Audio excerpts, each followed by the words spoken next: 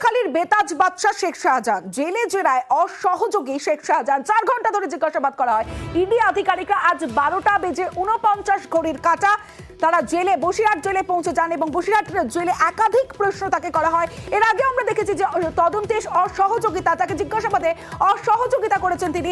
এক্ষেত্রে অসহযোগী শেখ শাহজাহান। সরাসরি চলে যাব, অমিত রয়েছে আমার সঙ্গে, অমিতের সঙ্গে কথা বলবো।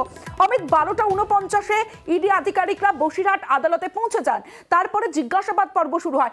কোন কোন প্রশ্নবান তাকে করা হয় এবং একেবারে যেমনটা আমরা জানতে পাচ্ছি যে অসহযোগী শাহজাহান, মানে কোনো প্রশ্নের উত্তরই দেননি শেখ শাহজাহান।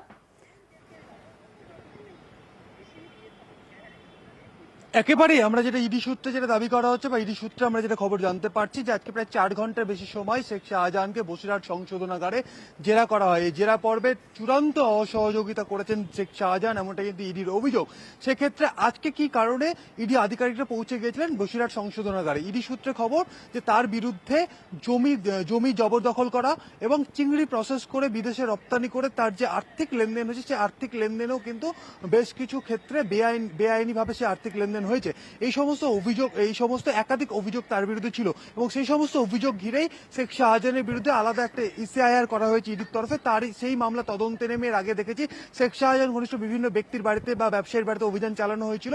আজকে সেই মামলাতে তাকে জেরা করতে কিন্তু পৌঁছে গিয়েছিলেন ইডি আধিকারিকরা। সেক্ষেত্রে কেন জমি দখল করা হয়েছিল, জমির চরিত্র কেন বদল করা হয়েছিল, কেন নোনা জল ঢুকিয়ে সে সমস্ত চাষের জমিকে ভেরি করে ফেলা হয়েছিল, এই সমস্ত প্রশ্ন যেমন তার সামনে রাখা হয়েছিল। এবং একই সঙ্গে চিংড়ি রপ্তানি করা, শুধু তাই নয়, রপ্তানি থেকে যে টাকা আসতো সেই টাকা বিভিন্ন ক্ষেত্রে বিভিন্নভাবে বিদেশে আবার পাঠানো হয়েছে, এই তথ্য ইডির কাছে এসছে। এই সমস্ত বিষয়ে শেখ শাহজাহানকে কিন্তু জেরা করা হয়েছে এবং তাকে জানতে চাওয়া হয়েছে স্পেসিফিক কারণগুলো এবং অন্যান্য যে সমস্ত ব্যবসায়িক লেনদেনগুলো পাওয়া গিয়েছে সেই সমস্ত তথ্য নিয়ে কিন্তু তাকে জেরা করা হয়েছে। কিন্তু সমস্ত প্রশ্নের ক্ষেত্রে কিন্তু তিনি উত্তর এড়িয়ে গেছেন। কখনো তিনি না বলেছেন, আবার তিনি কখনো দাবি করেছেন যে তার আইনজীবীকে ডেকে আনা হোক জিজ্ঞাসাবাদ পর্বে, এমনই কিন্তু ইডি সূত্রে দাবি করা হচ্ছে। সেক্ষেত্রে আমরা দেখেছিলাম সিবিআই কাস্টাডি থাকাকালীন, তিনি গত পরশুদিন সিবিআই কাস্টাডি শেষ হওয়ার পর তিনি এই মুহূর্তে বসিরহাট সংশোধনাগারে জেল হেফাজতে রয়েছেন। সিবিআই কাস্টাডি থাকাকালীন ইডির উপরে হামলার ঘটনা তাকে যতদিন তাকে জিজ্ঞাসাবাদ করা হয়েছে বা জেরা করা হয়েছে সিবিআই কাস্টাডি থাকাকালীন, তিনি কিন্তু তদন্তে সহযোগিতা করেননি, বরং অসহযোগিতা করেছেন। বিভিন্ন অভিযুক্তকে আড়াল করার চেষ্টা করেছেন, গোপন করার চেষ্টা করেছেন।